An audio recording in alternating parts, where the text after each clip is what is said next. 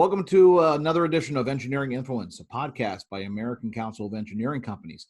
Today, we are bringing a new kind of twist to our podcast. In the world of Zoom and COVID-19, we're going to try to do something visual this time, and they'll have a government affairs update with our own Steve Hall, who has been practically on Zoom since the day started, to bring us up to date on what's going on with the Paycheck Protection Program.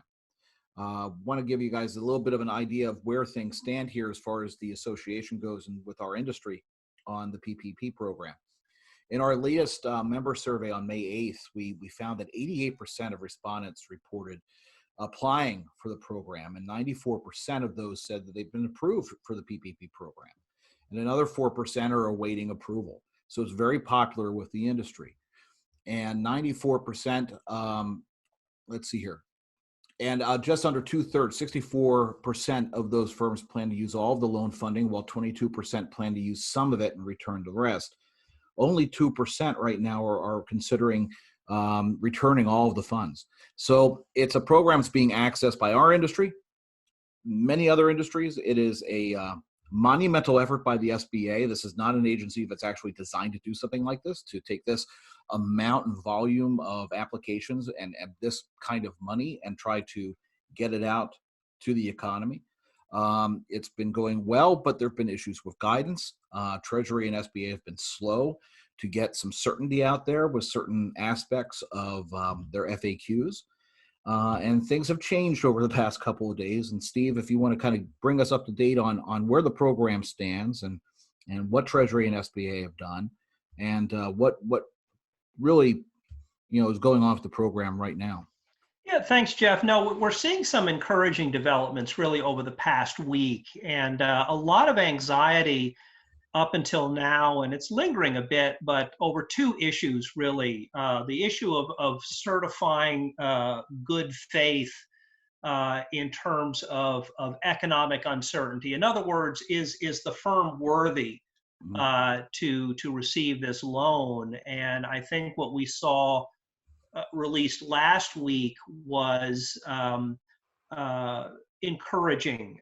Basically, loan holders at $2 million and below are essentially de facto certified by virtue of the size of the loan. And then the guidance goes on to say that for borrowers above that $2 million threshold, SBA is going to work with them through a process to help them to figure out if they can meet that certification threshold. But a much more encouraging tone, a much more deferential tone than perhaps we had seen in previous weeks, where there was a great deal of concern generated about would SBA and the federal government take a very punitive approach to borrowers, really outside of what we thought was within the intent of Congress. I think Congress really wanted to be very deferential to borrowers and tried to structure the program as such. So that was a good step on that question of certification, and I expect that we hope we'll be seeing some additional information come out on that. The next issue is loan forgiveness. Yeah, the core of the program. And we did see some information come out earlier this week, the application for forgiveness and the kind of data and criteria that SBA is looking for, which gives us a sense of what it's going to take to get some, most, all of your loan forgiven, and some guidance with that. I think we're expecting to see additional guidance, more comprehensive guidance forthcoming. But again, this has been helpful to our firms, to our CPAs, to get at least an initial sense of what the agency is looking for to satisfy that question. So, good news over the last week, not a complete catalog of information that we need, and we're hoping to see that relatively soon. And if history is any judge, it may be that SBA and Treasury continue to put out guidance in small tranches and then refine that guidance responding to questions from organizations like ACEC. And then at some point, we may actually have to go back to Congress if there are structural problems or challenges that are really beyond SBA's purview to fix, where we have to amend the law. We'll do that. But we'll work hand in glove with our members before we do that, and work with our CPAs. We've got a lot of very smart people working with us to go through this information and to come up with recommendations that we need to deliver both to the agency and to Congress. Because it is a popular program, and I think that the universal call or answer from the private sector is that they want it to be a success. So that there's a lot of, it's not a adversarial relationship with the SBA and Treasury. It's more just informing them of what we need to actually make this program work as it's intended. Yeah. So it's good to see that that guidance come out. And again, as we get this information, of course, we're putting it out anywhere we can. So we have our coronavirus resource page, of course, which is on acec.org. It's right on the homepage when you see that. And we're making sure to put all this information into our normal communications to members. There's going to be a weekly message coming out from our CEO, Linda Darv. It's going to be focusing on a lot of what Steve just mentioned here, and everything's been linked and it's all available for you. And Jeff, just to add to that, the education side of ACEC is teed up and ready. We've got a panel of CPAs that will take part in a free webinar once that additional guidance comes out. We expect that will be well attended, and we will redo it as often as we need to and as often as new guidance comes out. But the organization really geared itself around getting that information in the hands of our members as soon as possible so they can make good business decisions, and we're certainly going to continue with that. And I know that you've been, like I said earlier, you've been busy all day on Zoom meeting after Zoom meeting. We are right in the midst of a larger advocacy push under the Rescue, Rebuild, and Recover kind of a theme. And it's been a virtual grassroots effort, letters, emails, meetings, Zoom meetings with members of Congress. How many meetings do you think you've been on right now with members of the House and Senate with ACEC members across the country? Gosh, I think we're north of 70 meetings so far, and these are happening. I've been on a few today, and I know my colleagues, Matt Reiffer, Katharine Mottley, have been participating in these as well. And really, the message has been coming back, has been very encouraging. Lawmakers on both sides of the aisle, they get it. I mean, they very much want to support a recovery agenda built around infrastructure. And, there's lingering questions, as there always is, about how to pay for it. But a great deal of interest in doing this. I think, as you've heard me say before, I think Congress is still in emergency response mode and still thinking near-term needs. I think what may be emerging as the next package of assistance may actually be built around assisting state and local government agencies, DOTs, transit agencies, things of that nature. Obviously, that's something we're very supportive of. Anything that will prevent, current projects from being interrupted or shutting down, we want to be supportive of. And there does seem to be an inkling of bipartisan support emerging from this approach. So that may be the catalyst for the next package. As Katharine indicated, there's sort of hopeful expectation we might see something in June on that package. And then hopefully, Congress then switches gears and thinks a bit longer term, on a multi-year recovery agenda, built around what Congress has to do this year. They've got to do a surface transportation bill to replace the FAST Act by September 30. And they've got to do a big water package. Yeah. And the Senate stepping out, they have reported all of those bills out of committee unanimously, which is great to see. and that gives the congressional leaders in the Senate the option to package all of them together into one big package or to move them separately if they wish. Yeah. But actually to get something done this year. But they got to move quickly because the clock is ticking. Yeah, it's not in their favor. And Yeah. you mentioned Matt and Katharine, and I think they have joined us. So I'm going to switch over to a view and bring them in. And thank you both for joining in. So we have really the feet on the boots on the ground here for the PPP and surface transportation effort. So Matt and Katharine, thanks for joining the interview here. Steve was going over a lot of the PPP work that's been done, a lot of the guidance coming out, and of course the webinars and the meetings with members of Congress as part of our advocacy program. I mean, I know you've been on some of the meetings as well. How do you think they've gone? This is new; it's virtual. Instead of going actually into somebody's office and talking to somebody, you have a screen like this where you have maybe 10 people or less and a member of Congress.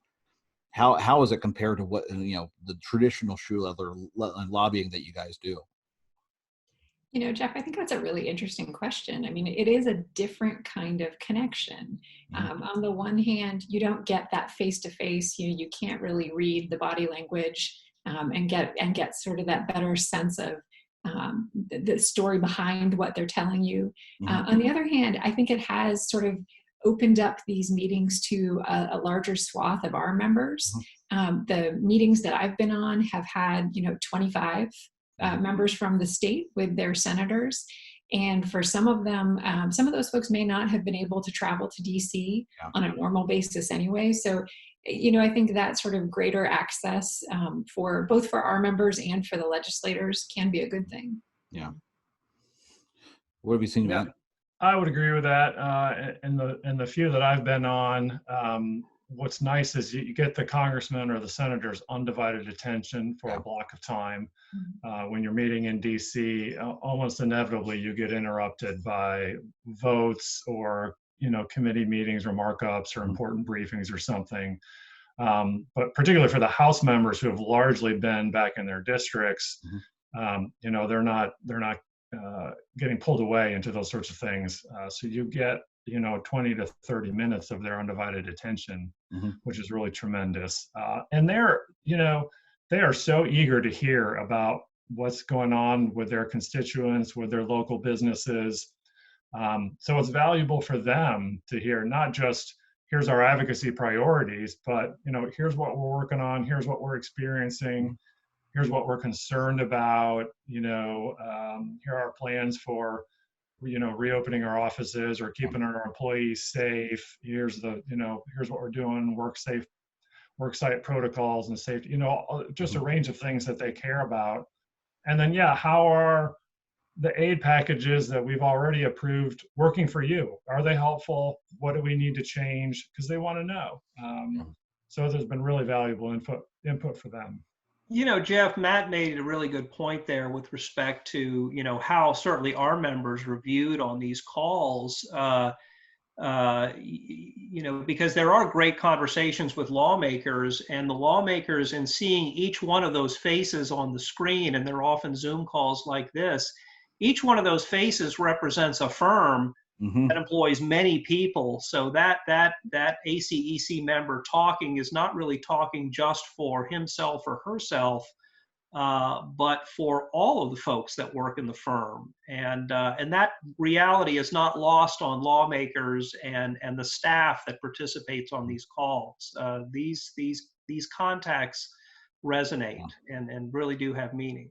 And it's just not, the meetings are fantastic. So I think it provides it's a new way of reaching out and talking to your member of Congress in person, virtually in person.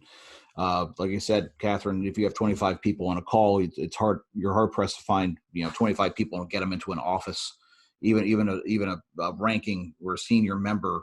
Their offices aren't big enough to fit 25 people in normally. So being able to get people on a screen, you get more bang for your buck there. But then we're also doing the traditional, letter writing. We're doing the, emails to members of Congress and of course, social media activity.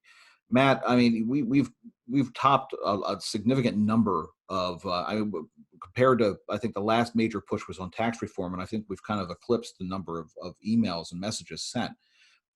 What's the last? Do you have the last tally available? I know I don't want to spring it on you, but I know that it's a pretty I big don't, but I can click over and check and get right back to Yeah, you. no, that would be great because I know that the number is significant. Yeah, I'll get you So, real-time information. Hang on just a sec. yeah, that would be awesome because again, on the acec.org website, you'll see it right there when you land on the page. You'll see advocacy, and that takes you to the R3 Rescue, Recover, Rebuild Advocacy site, where you can click to tweet. It has issue sheets. It has social media resources for grassroots activism. And it's really a one-stop shop for everything that you need to take part in this. Jeff, during tax reform, and Katharine knows this, I mean, we generated something on the order of 6,000 contacts with lawmakers, and which was far and away bigger than we've ever done. And I think when Matt last checked this, we were rapidly closing in on that amount. So this campaign is going to go into the summer, and I have no doubt that we're going to go well beyond what we did previously.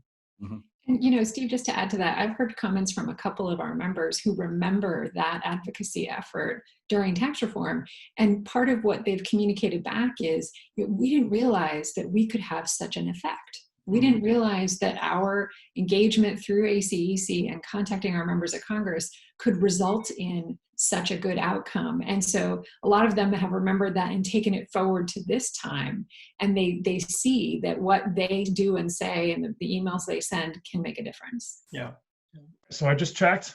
We've got 2,060 member firm advocates who have taken action and delivered just about 6,400 messages to the Hill. That may be a new record right there. It's a tremendous outcome. So. And again, this is in its early stages. It's going to evolve as the situation evolves. We're calling for, of course, a focus on an infrastructure-based recovery agenda. Of course, that's going to be focused again, Steve, like you mentioned, FAST Act reauthorization, WRDA. Two pieces of legislation that are must-dos, must-pass bills, and they're already teed up. Each chamber is working on its own respective tracks, and as you noted in the Senate, they've been marked out unanimously. There's no real bipartisan schism when it comes to WRDA, and surface, it's people are closer than they are. They're a lot closer than people think. So the continued push by our grassroots to get this through is going to be significant. It's going to be critical, Jeff, not to interrupt, because we're hoping to see House bills emerge in the month of June. And so, it'd be great if we could double those numbers in the month of June and give some additional push behind House lawmakers to at least get this out of committee in the month of June and get them ready for floor consideration. Yeah, absolutely. Well, we covered PPP. We covered kind of the advocacy campaign and the work you guys are doing on the individual member meetings, but then also the webinars and everything else that's going on. I mean, it seems like every day there's another webinar or 3 webinars that we're running to make sure we're covered. Anything else to think of as we enter kind of an odd Memorial Day weekend? Just the issues we've talked about, and then side issues. We're working to make sure that issues relative to firm overhead are addressed and protected. There is regulatory action on the part of the Department of Defense that would require firms that receive forgiven loans to provide their federal clients with a credit to offset those loans. We don't think that really was the intent of Congress. We've pushed back, and we're actually have developed a letter that a number of organizations are signing on to help us push back. So that's an ongoing priority and something that Matt has been working with the rest of the team on, and as well as similar efforts in issues and potential concerns on the transportation side with respect to state DOTs and the Federal Highway Administrations.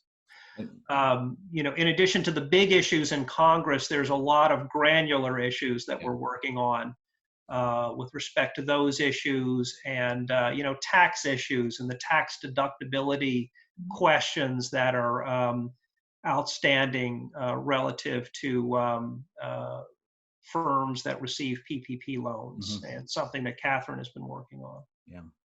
Yeah, I was going to say, Katharine and I were a little late coming onto this call because we were just coming off a small firm roundtable with about 40, 45 participants. A really great forum for information sharing and helpful for us to listen to and hear what firms are experiencing. And yeah, there's a lot of interest in both of those issues. A lot of those firms took PPP loans, are interested in forgiveness, interested in the tax component of that, as well as the potential impact on their overhead rate in terms of loan forgiveness and how that may be treated for federal state contractors. So yeah, very timely and yeah, very interesting. Yeah, it's nonstop with government affairs right now. So I know we're coming on to about half an hour. I know you guys have a busy packed schedule, so I really appreciate you all taking the time to appear on a kind of an oddly. I guess it's just we figure we live on Zoom now. Might as well try to do a video interview instead of just the good old audio podcast that we do. So thank you for being on. And again, this is Engineering Influence brought to you by the American Council of Engineering Companies. Katharine, Matt, Steve, have a great Memorial Day weekend. Stay safe, stay healthy, and stay engaged with us because we are off to the races. Just go to acec.org, click on Advocacy. It's right there on the homepage. It'll take you right there to the R3 Advocacy page, all the resources that you need to take advantage of the grassroots campaign we're running. It's all there for you, and just take advantage of it. So thank you all for being on. Great. Thank you. Take care.